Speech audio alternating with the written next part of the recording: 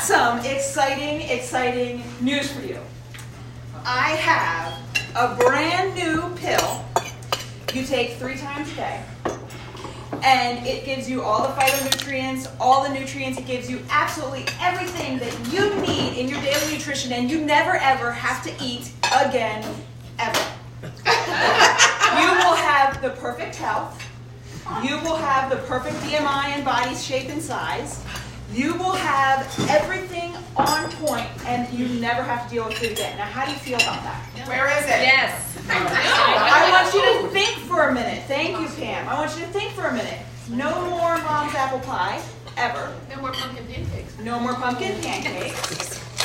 No more Thanksgiving dinners. No more Sally's stuffing. No more Tina's cakes, ever. More than nutrition. Never. Thank you, Kathy. That is my point. There really is no pill. We didn't come that far in science yet. Maybe one day, we'll get all our nutrition like in the cartoons from when I was a kid. But in reality, there is no pill like that, and that is my point. Food is not just food. We know we eat to sustain and to have nutrients, and we know we need food for energy. We know we need food, but the truth of the matter is, food is so much more in our lives. Think about the last time you got a new job, bet you went out to dinner. Think about the last time you lost your job, bet you went out to dinner. Think about the last holiday, the last birthday, the last celebration. In our society, food is so much more than sustenance and nutrition. So obviously, when we're dealing with our health and we're dealing with food and nutrition, there has to be some other component that we're willing to look at and think about. And that's what I offer with the focus on my mindset nutrition, because food is so much more than what you just eat, because we eat for so many different reasons. So I want to encourage you that you are not alone if you panicked about giving up cakes and pies and everything like that. And I do have some tips, because I want to encourage you that you can make it through the holiday season and actually survive in a healthy way, actually coming through the holidays, losing weight, or just having more energy and feeling healthier if you want. And that's the first thing that you need to do if you want to survive the holidays healthy, is you need to make up your mind. You need to decide, are you okay with living the way you have the last 5, 10, 15, 20, 30 years of going through a cycle of all or nothing holidays? So for me, for 20 years, I would hit October 1st. Now, although admittedly I am not a pumpkin spice fan, lover, crazy, I will enjoy the occasional indulgence, but I'm not one of those people that goes and gets everything just because it's pumpkin spice. That is not me personally. However, I can very much appreciate that as soon as October 1st hits, sometimes even September, all those, oh my God, I gotta have it, it's limited time, it's seasonal only, it's an excuse, let's have it a million, all those things start to hit us, and we think, well, I can only get it this time of year. Well, I can only have it this time of year. And it just compiles on to, let's be honest, how many of us are actually living healthy on a regular basis and really depriving ourselves? Has anybody gone 3 days, the last 3 days, without sugar? Has anybody gone the last week without sugar or cakes or dessert? Has anybody gone the last month without sugar or cakes or dessert? No. Nobody in the room even went, well, me. I went 3 days without sugar or dessert. But here's the thing. Old me would say, I need that. I need that treat because it's just today. Old me would be in the temptation, like Maggie shared, all the food came into the office this week. We had leftover birthday cake. We had 2 different kinds of homemade cakes. We had desserts. We had hundreds of candy bars. Hundreds of candy bars. Talk about Halloween candy out the wazoo.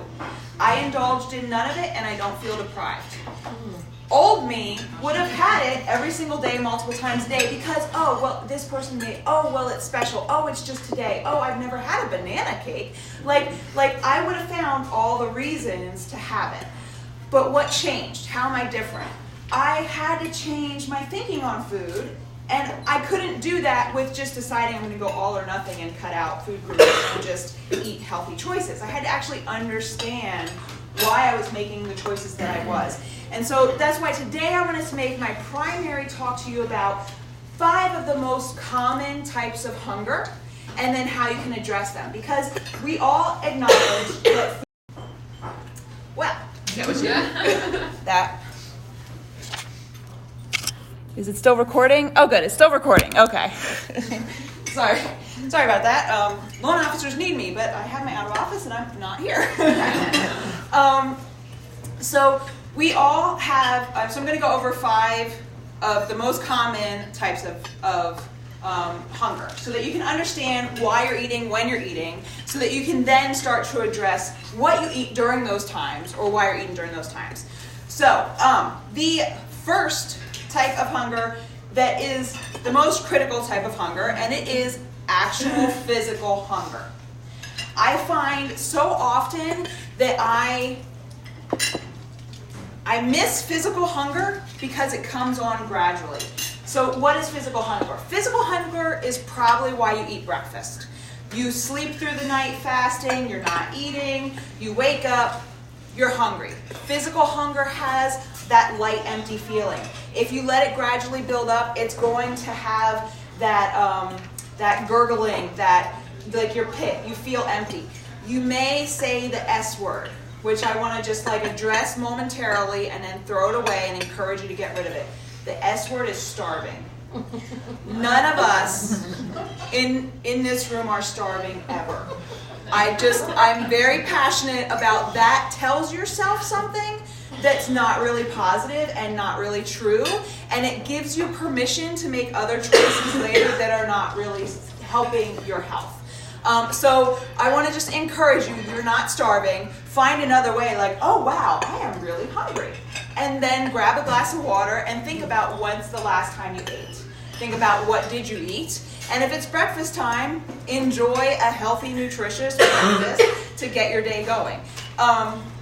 So this again, it's something that comes on gradually, and this is where having a plan, like, yes, I'm 3 years in, I'm down over 111 pounds, and I've been on this journey for 3 years. I still track and write down my food.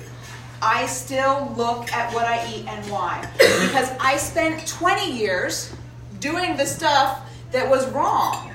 I can't pretend to instantly be perfect even just 3 years in.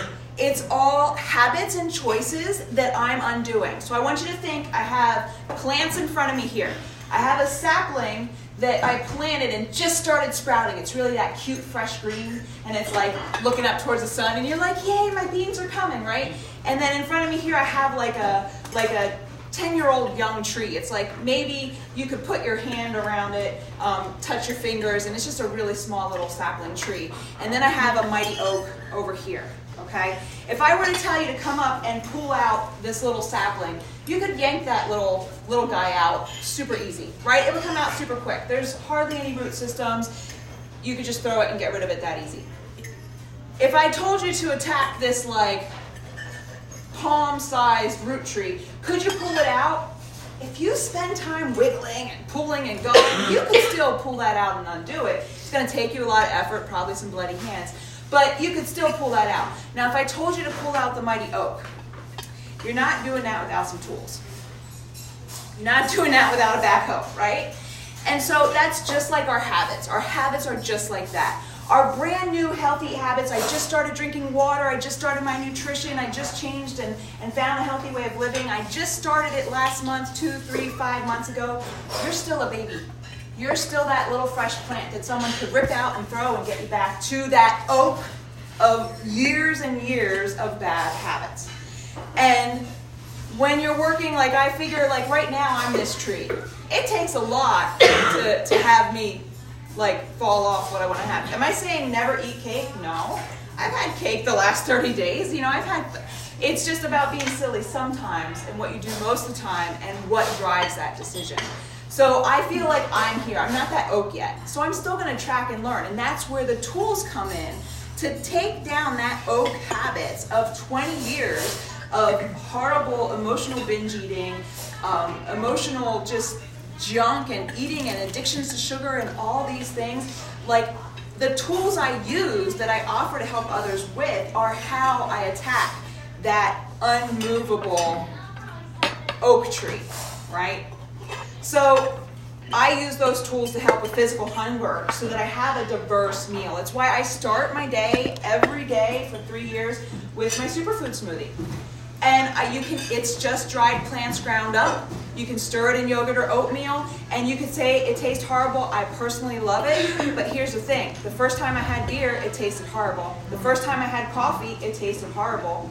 But guess what? I liked the results, so I kept having it. And so that's how I feel about my daily vitamins. If you don't like them yet, we'll find a way, and we'll find a nutrient that helps you. And that's why I start my day with that. And I start my day with then following my plated programs and following ways to feel healthy and fulfilled. Because I can tell you, this Jen, I feel so much better. I have more smiles. I'm more helpful. I'm happier. I'm more confident. That benefits my family. That benefits my coworkers. That benefits everybody. Think about how you feel at your most indulgent, gluttonous self when you're falling asleep on the couch and you can't move. Can you have a meaningful interaction with someone if you feel that way? No. That's why it's so important to have the tools. And like I said, if you haven't done it for 20, 30 years, 5 years, if you haven't done it, you need a map. Don't try to go somewhere without a map. And that's what I offer, the sustainable map that will help you get to that. The second most common hunger, and this is a big one that comes to play in the office, is sense hunger. Sense hunger is not just smelling it, like you go past a bakery and you smell it and you think you want it. You go past Cinnabon or you go past one of those places and you smell it so you think you want it. It's also hearing. It's also hearing the popcorn go before you smell it and now thinking you kind of want popcorn. It's being in an environment and I'm choking on air. It's being in an environment where you're seeing and smelling and even touching things. Have you ever decided you're not going to have bread at dinner because you're going to order the sweet potatoes, you're going to order fish and veggies and be good, right? And then the person at dinner with you asks you to pass the rolls, and then you're touching them and, oh, well, she's having it. It's just a piece of roll. It's just a little roll. I'll take one too. That touching is also a sense hunger. So sense hunger is something, again, this is something where when you're tracking and working with me and you're following your nutrition tools and you're learning, this is when we can catch it and write it down. And this is like the exciting part. If you're like a scientist at all, if you love to like understand things, like catching why you're eating is going to be so beneficial, and then you can like outsmart yourself and have fun with it. Like, I am not going to pass the bread anymore because I realize I cannot pass it without taking some. I am not going to pass the candy because I cannot pass it without taking some. Like you can learn and then you can set yourself up for future success knowing that's how you respond. Now this is my Achilles heel, number 3. This is Jen. This is what had me over 300 pounds for over 3 times in a 20-year. This is something I am still working through, and it is emotional hunger. Emotional hunger comes up in many different ways. One of the biggest things that I realized this year, in January I was in hospice, and I was full and satisfied. I had eaten dinner. I had eaten lunch and breakfast. I had overeaten all the healthy food, and I still could not stop eating the bereavement cart. And what I found out in that moment of 37 years, I hadn't realized it. Don't hug my family.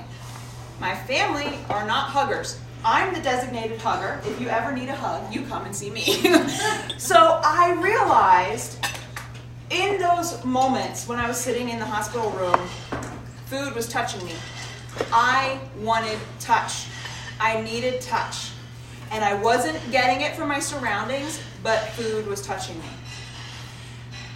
Learning that, I sit on my husband's lap now when I go to my mom's. I do. I'm having a moment where I'm starting to go for the cat jar, which is our like cookie family jar. Does everybody have one of those? Like, so if I start going for the cat jar more than once, like especially if it's not a mom special, like I make exceptions. My mom and sister are fantabulous bakers. I did not inherit that gene.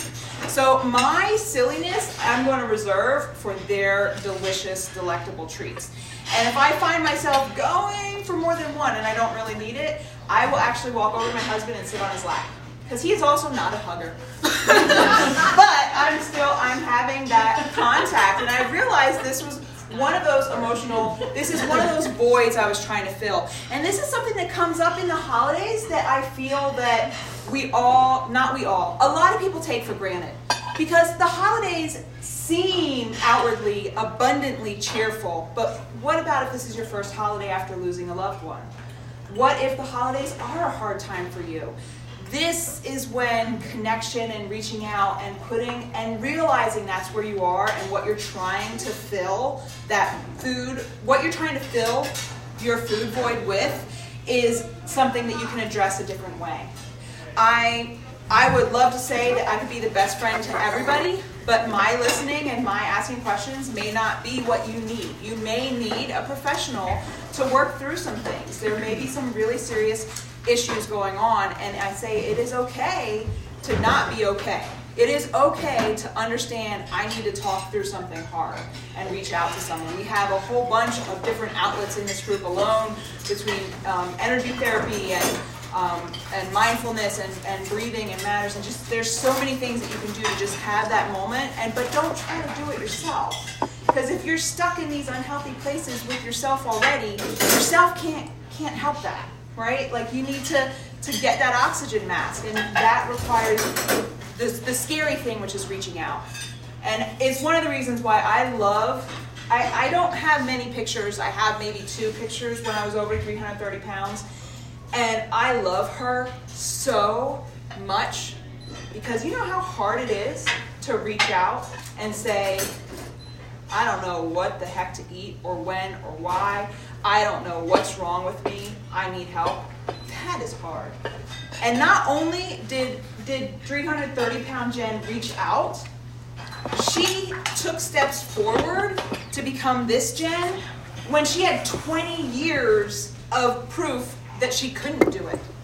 I yo-yo dieted. It would start every year the same. I'm going to be good this year. I'm going to extreme diet. I'm going to do everything great on the first. And then I would gain another 40 pounds that year, and I would do the same thing. I'm just going to go all out in December because I'm going to be good in January.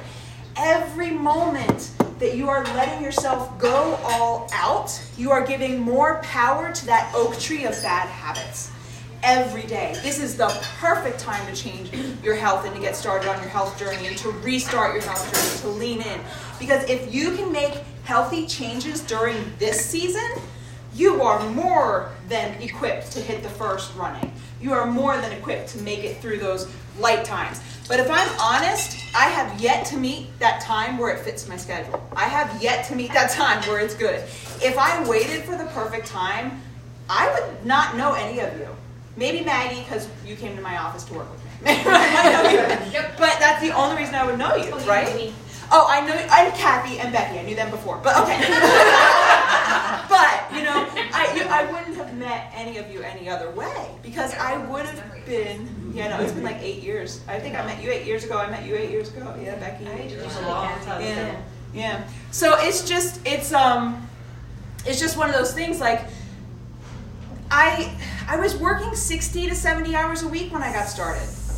Like, we were crazy. I was cry training. I was at work crying at my desk, training people because there was so much work and I was working 7 days a week. And that is when I started my health journey. Yes. So it's not gonna get better in the holiday season. It's not gonna get better in January. I promise you. It's when you decide. When you decide, I'm tired of living this cycle and I'm ready, I'm ready. Emotional eating is also FOMO, fear of missing out. This is probably another big hurdle I came over in the office because everybody's sharing candy and like literally throwing candy to each other next to me. And like, Jen, your willpower's so strong. You're fine. I'm like, You don't think it's been hard the last 3 years? Watching all these cakes come in, watching the free food on Thursdays and Fridays, you don't think this is hard? Heck no. But I divert all my tools. And one of the biggest things that has helped me in my office, I'm going to give you guys right now, so you can write it down, and it's the word Dinteo. D-I-N-T-E-O. It is one of the hundreds of tips in my Mindset Nutrition course, and Dinteo stands for, do I need this eating opportunity? I have used that to overcome so much in my office and so much around food. Do I need this eating opportunity? What did I eat so far today? Am I really hungry? No, I'm not even hungry. Like I don't even want the chocolate right now, so I'm sure not going to give myself the opportunity to feel bad about it. I don't need to eat it just because it's free today, just because it's offering today. We all have kind of shared that we can't go 3 days without sugar being in our lives, so I'm not really missing out. It'll be there tomorrow, promise you. It'll be there in your office tomorrow. You can let it go today. And then just that little glitch of letting it go today and winning, it's that seed getting planted. And every time that you say no, you'll be silly tomorrow, every time you say no, you'll be silly tomorrow, you're making that plant grow. That's how you water these plants. These plants, they get watered by water and sun, yes. But these plants of your habits grow by reinforcing them, showing up every day. The fourth one is mind hunger. And this is either a set of rules you have told yourself or beliefs or thoughts you have told yourself that make you think you're hungry. So, for example, you are someone like me who counted points multiple times. And so now you tell yourself you have to meet a certain point range, so you're going to have to eat this certain amount of food right now. Or you tell yourself, well, I have 20 points, so I'm going to skip the carbs at lunch so I can go all out at dinner. Or you tell yourself, well, I worked out this morning so I can have extra right now. Or I'm gonna party this weekend so I'm gonna go work out really hard right now. So the fact of the matter is, it's not true hunger you're feeding. You're feeding a belief or an idea. And if you actually look at what you're eating, if you actually track and are following what you're eating, you're probably not eating enough, or you're not outdoing what you're eating in the way you really think, and it's like ways that you can slip in and get stuck. So it is something, though, that you can use for your benefit. So say, example, for me, I know what happens around my family because I'm gonna want the hugs because my family makes me happy. I'm not saying like a negative thing about my family not hugging. I'm just saying I love my family. I want to hug them and engage with them. I know they're not huggers, so I feel that lack. Like I love them, I want to be with them, I'm with them, I want to hug them. Like, you ever start a new relationship, you can't keep your hands off them, right? Like that's, like I want to just be all over oh, that was creepy, okay. So, so anyway, but so now what I do is, before I go, I have 2 huge servings of veggies. You'll often find me in the car chomping on carrots or celery on the way to a gathering. I'll drink at least 60 ounces of water. Like, I had already 60 ounces of water this morning. I am full and satisfied. I am in control of what I'm going to feed myself when I sit down to eat.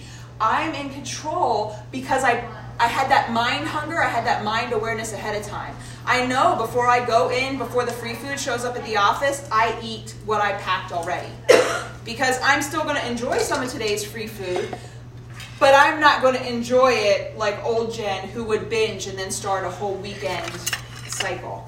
So I'm going to have maybe a part of the salad, or maybe part of the meatballs, or what if there's something that's appealing to me. And sometimes there's not. I will go weeks without having any free food at work just because it's not what I want. The 5th one is sleep. And this is probably one of the biggest ones we all miss, and this is where you set yourself up for success or failure. When you don't get enough restful sleep, whether it's interrupted or you stay up late. I was a big 2 a.m. Law and Order marathoner, so I would really burn the midnight candle just to get some Law and Order and CSI, and then I would cut my sleep. That actually hurts you because you have 2 hormones that regulate your hunger. Ghrelin, Gherlin, which I remember him because it's like a gremlin, and that's the one that makes you hungry, and the Ghrelin hormone's going to come out and make you hungry. When you do not get enough restful sleep, there's more of that hormone in your body, meaning you're going to be fighting science and nature to not eat more. It makes you crave sugar. It makes you crave stimulants to stay awake. So if you're running low on sleep, and I'll tell you, that's most of the US, if you look at energy drink sales, if you look at everything that's happening, like we're all running low and letting the ghrelin take over, right? And then leptin is the hormone that regulates and makes you feel full, makes you realize you're full. And the leptin, there's less of it when you get less sleep. So this is where checking your schedule. I challenge everybody to just take a week without judgment and just track what time you go to sleep and when you wake up. Just track how you feel, what you do. Just kind of get an idea what's going on. What's going on? Are you like me and watching 7 Netflix before you go to bed? Like I was. I don't do that anymore. We watch 1 now. We make 1. Were you watching 7 and staying awake? And then how does that affect you? And are you willing to give up 1? I'm not saying give it all up. Are you willing to give up 1 show tonight? And go forward. Jen, what was number 1 again? Number 1 is physical hunger. That's the true hunger that you want to feed. So I think my time is up. I actually prepared way more because this is something like I'm just so passionate about. I want everybody to feel this. I want everybody to feel how good it is. Like give yourself a reason to feel good about yourself. Lean in and understand yourself. I mean, food is going to be in your life the rest of your life. Food is there the rest of your life. You are going to need it. Why not have a healthy relationship? Why not not let it control you? Yes. I have one other that is an issue for somebody like me, okay? Which is when I got my cancer, I was a smoker. And I stopped smoking, of course, immediately. And I didn't even notice it, but after I had surgery and then I had chemo, then the chemo already put a lot of weight on me from the steroids and stuff. But I didn't even realize months later that I actually also was having an issue because without this, I ate. So I was substituting one thing for another thing. I wasn't hungry. I mean, when I'm at the office and I'm sitting at my desk, I used to just be able to get up and go have a cigarette, which totally made my appetites go away or any urges to eat. And now I don't. It's like an oral gratification I have to have. I feel like there's something missing, It's emotional. That's addressed with emotional eating. That's in the line of emotional and mind eating, where you have to find out exactly what void that is filling and find a healthy way. Now, when you catch yourself, I would recommend go for a walk.